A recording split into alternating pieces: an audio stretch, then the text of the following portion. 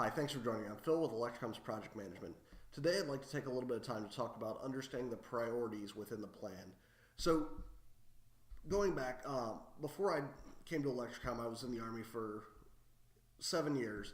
And when I first joined the Army, I didn't understand all of the priorities that my commanders over me had. And it worked out to now it's a fairly funny story, but it started with I had a soldier who one of his roommates took a bag of trash and set it on the porch. Well, when he set the bag of trash on the porch, a raccoon came up and shredded the bag, tore the trash up, and spread it all over the yard. Well, the commanding general's aide happened to be driving down that street and saw the trash scattered all over the yard.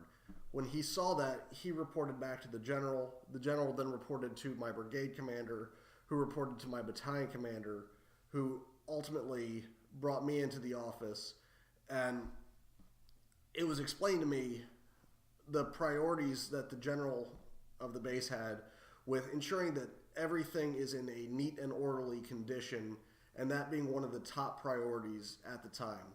So the brigade commander called in the battalion commander, who called in my company commander, who called me in, and we were all standing there getting yelled at because one soldier decided he was going to put a bag of trash out on the porch and let somebody else carry it to the trash can.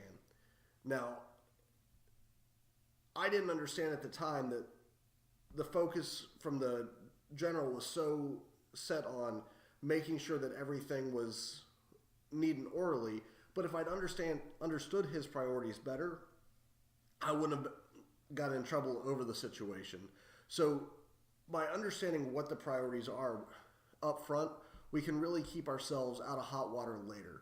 So understanding what are the actual priorities and not just setting our own priorities based on what make us comfortable can really save us a lot of time in the long run.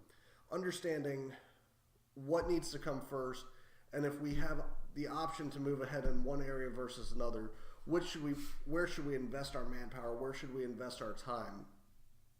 And that really comes from understanding the priorities, which are part of the planning process, but ensuring that that is pushed down and shared with everybody can really save everybody a lot of headache, a lot of wasted time, because we're ensuring that we're focusing energy where the energy needs to be focused. And had I understood at the time where everybody's focus was, I would have invested more energy up front, and we wouldn't have had an issue with the soldier and his trash.